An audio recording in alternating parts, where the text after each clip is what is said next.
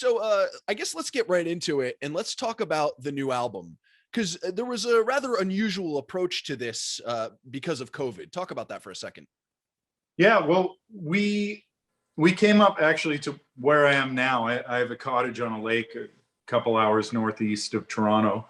We came up here to make a very organic, live off the floor record. My cottage doesn't have a studio. We wheeled all the gear in.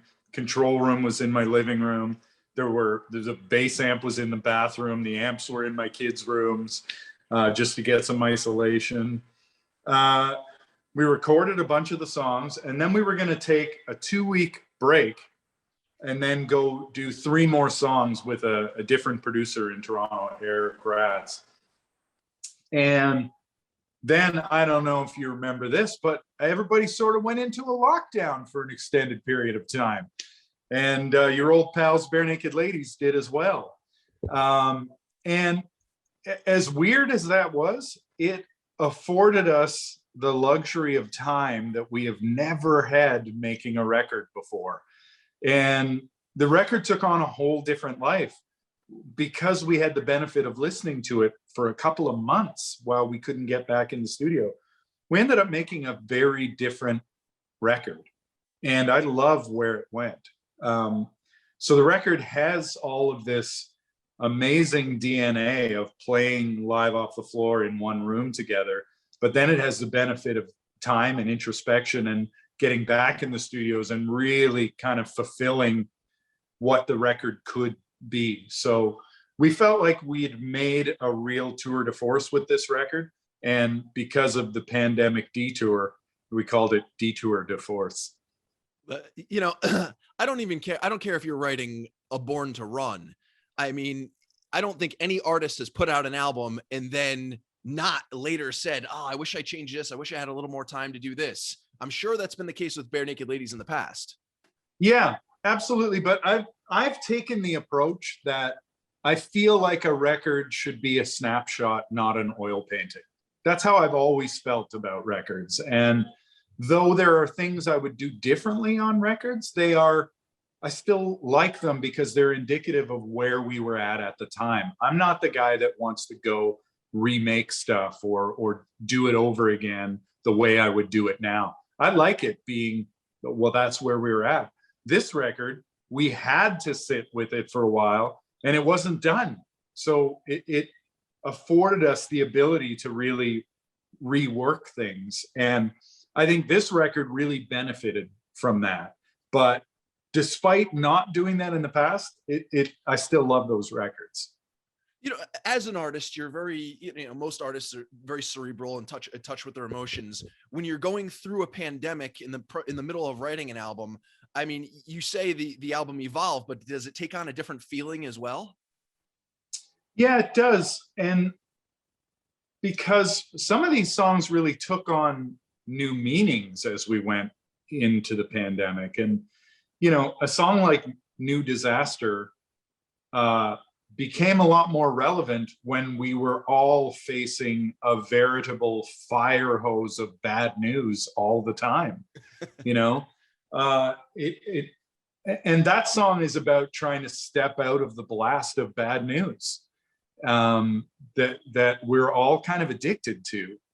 And I think the combination of the 24-hour news cycle and social media is just pulling people apart on an emotional level.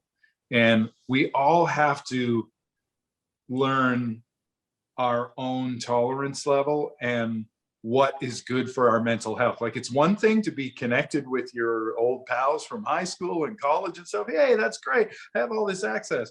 But it's sending us all down these weird rabbit holes of conspiracy theories and anti-vaxxers and flat earthers. And how do we have flat earthers?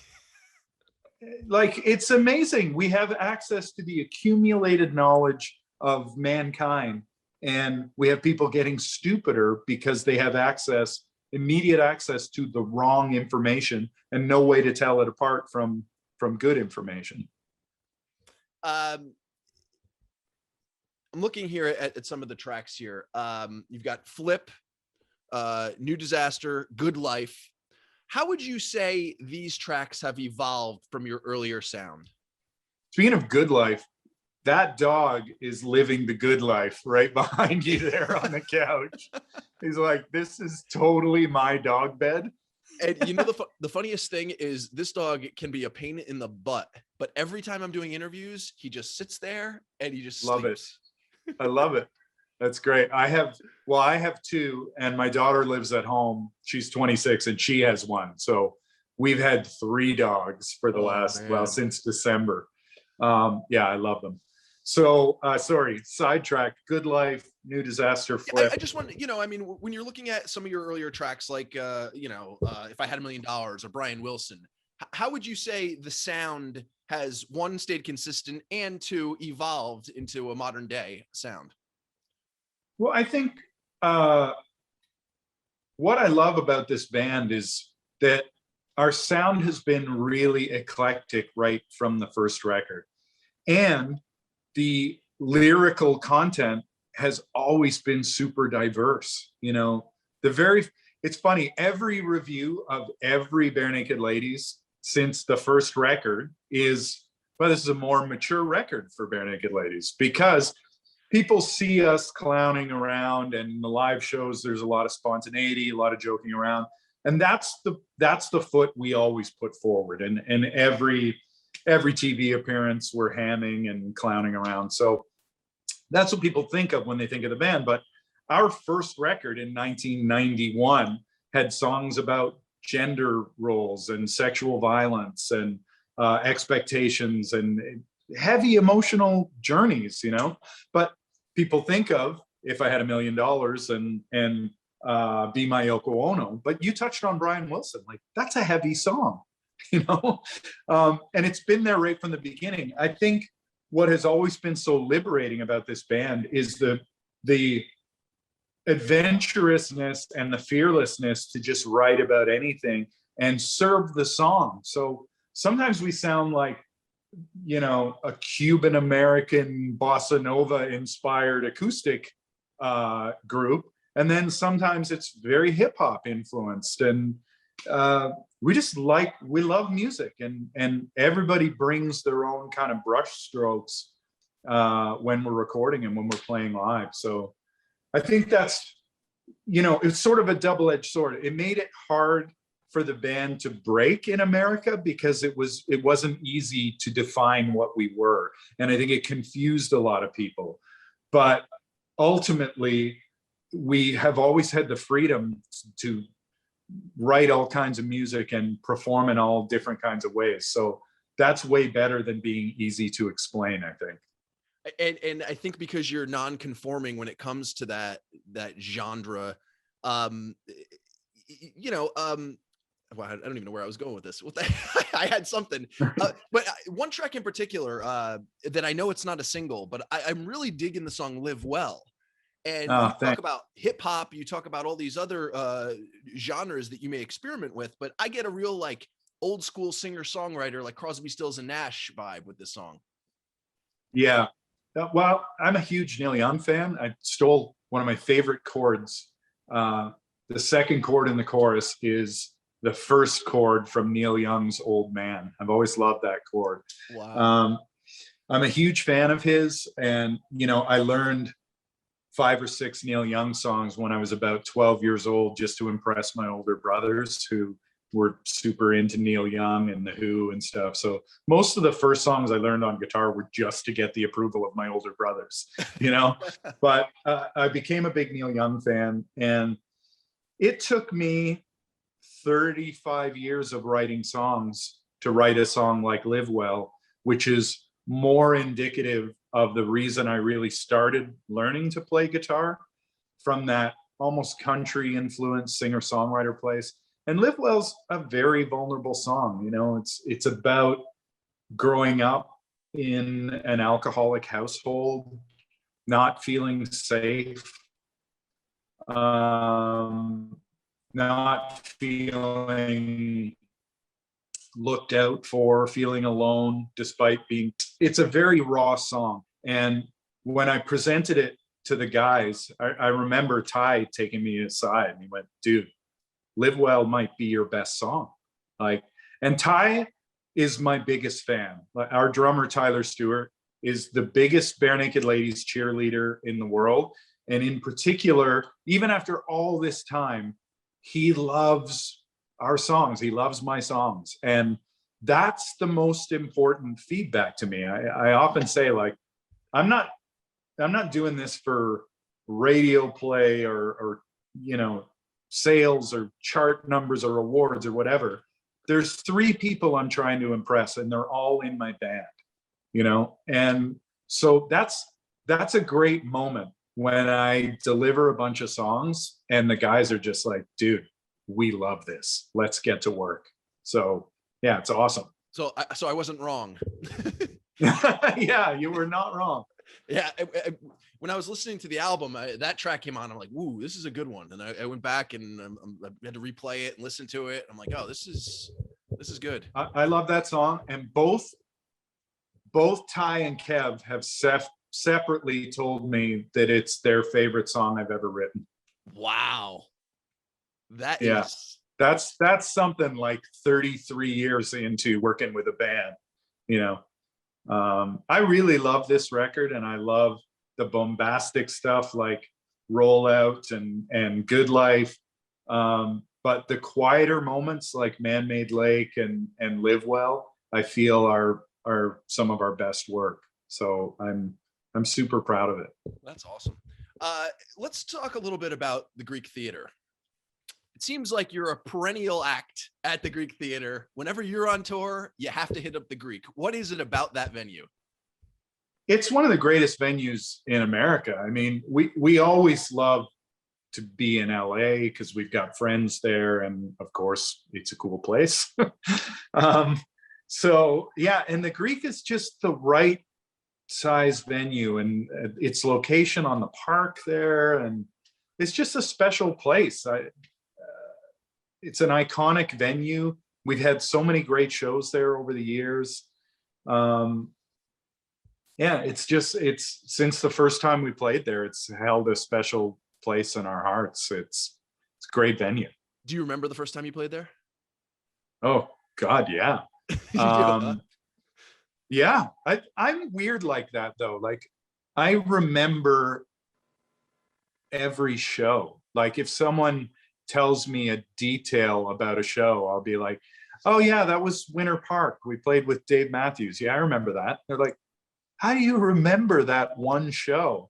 But there's like, I can't remember what I'm supposed to pick up at the grocery store, but I can remember shows from 20 years ago and specifics about them.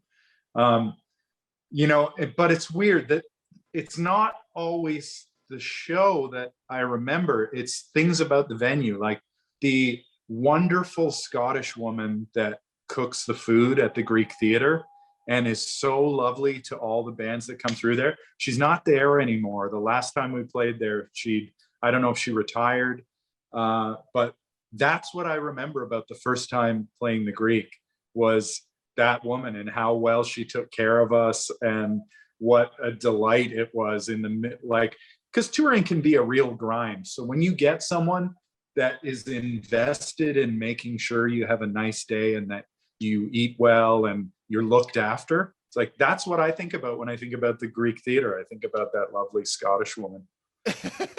You think about being, accommodations and hospitality, yeah, and warmth. Yeah.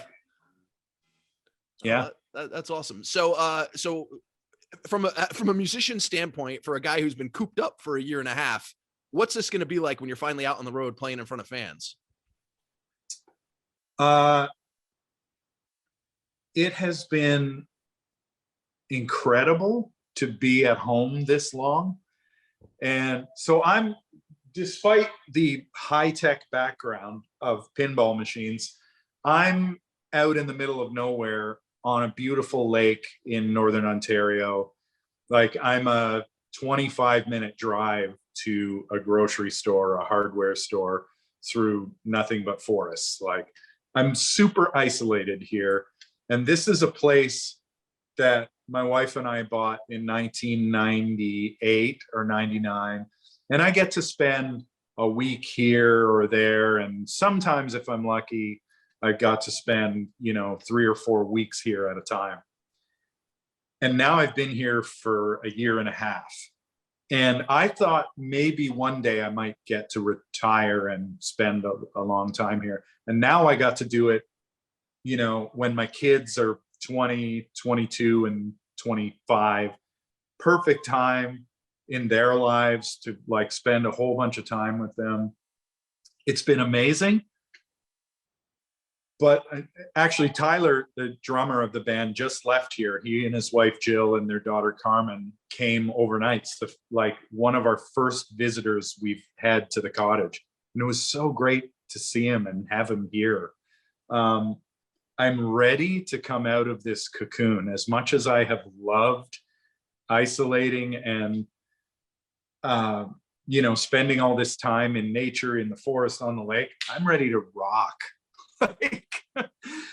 We've done a few things. We did a holiday special, and then we did a live special in the spring from a theater in Toronto, where we did a 1-hour live set. And it just reminded me of everything that's amazing about being in a band. That's not the shows and the audiences and the travel. All of that's great. Like, I love our career. Like, I love going out and playing shows. I love touring. But more than all of that, I love hanging out with the guys. Like, being in a band is so much cooler than just playing shows and writing songs and stuff. It's like your favorite people, those people that you don't get together with often enough, that are like childhood buddies. You grew up together, but your lives have gone different ways or whatever. I work with those guys. I hang out with them, and it's like being back in high school.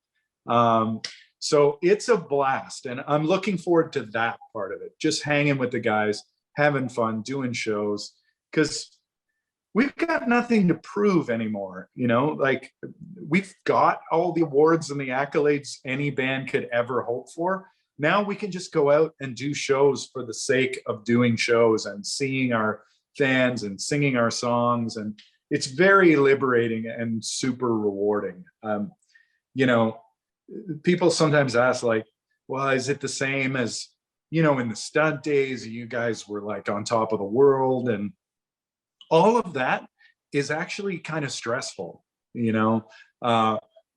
when there's 50 people on the crew and 6 buses and 3 trucks, and it's just everything is amped up, including the stress. When you get to the level where we are now, and we're playing big festivals and we're doing our own shows on our own terms when we want, it's just like, it's more chill, and I'm enjoying it more than ever. Like, it doesn't have the same stresses, but it has all of the same joys and thrills of being in a band. Wow, that's really cool to hear.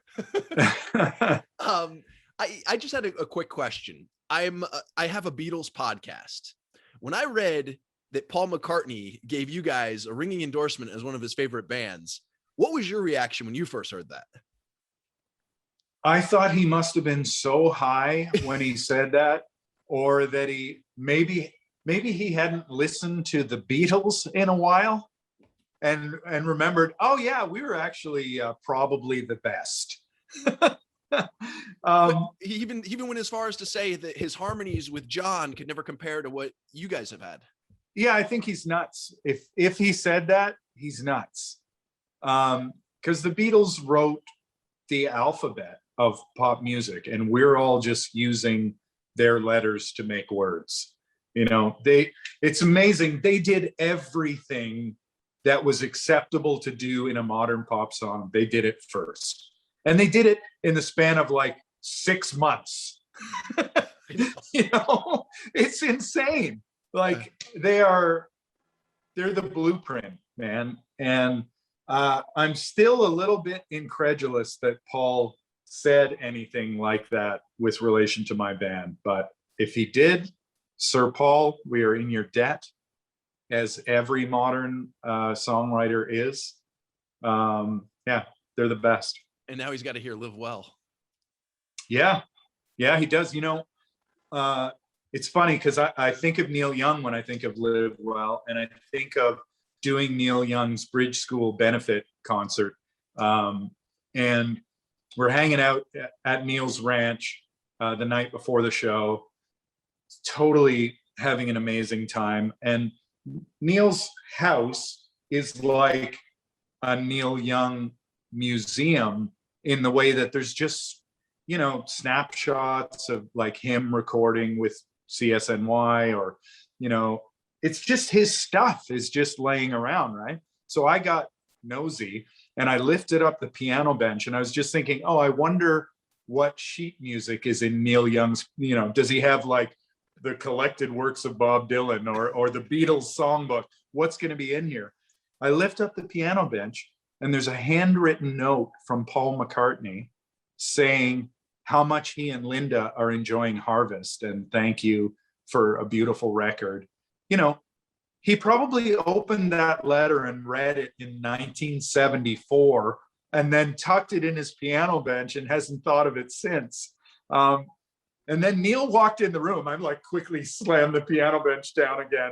And he goes, "You guys okay? You need anything?" And I said, "Neil, I hope you don't mind, but I've pocketed a few souvenirs just for memories of the trip here." And he didn't skip a beat. He just goes, "Oh, do you want a gym bag or something to carry it all in?" I now wish I had just folded up that letter from Paul McCartney and tucked it into my jacket. Because Neil, I'm sure he still doesn't know it's there. And then hearing that story and then imagining yourself at 14 years old telling your brothers that this is going to be my future. Yeah, it's unbelievable. And that has been one of the most surreal and amazing parts of the journey, is that everybody that I really admired, like there's lots of bands and artists that I was into over the years, but there are some people that, like Neil Young, that Willie Nelson, that are on a pedestal for me as writers and performers. Meeting them was like climbing to the mountaintop and getting a moment with the cross-legged guru. And the time I got to spend with those people, in every case, everyone that I looked up to exceeded my expectations by so like unfathomably far, and made me feel like a peer and like just another person that was a musician. And I was asking Willie Nelson about specific lines in songs that he'd written 45 years ago, and he's immediately telling me, "Oh yeah, that came from a conversation I had with Lefty Frizzell one time, and he said this thing to a guy that was annoying him in a bar." Just little things like that. And I just thought, wow, like my heroes humanized themselves in a matter of moments, and it just became like a great hang, and I've never asked any of those people I got to meet for a photo or an autograph or anything, because just meeting and talking to them was better than I could have imagined. Ed, that's kind of how I feel with this conversation. You're super. Oh, cool, Doug, man. Come on. You're really, really, really down to earth and super cool, man. It's a pleasure speaking with you. Oh, you too. So, is there anything else you want to add? No, man. I can't wait to get this record out. I'm so proud of it. I'm so looking forward to getting back out and doing shows for people. It's always been the lifeblood of our band, is the live show. It's what built our relationship with our audience. And I've missed it. I've really missed it. As much as I've loved the break, I can't wait to get back. Ed, thank you for joining us. And don't forget, Detour de Force out Friday. That's the 16th. Yes. Awesome. Ed, take a detour to wherever you get your music.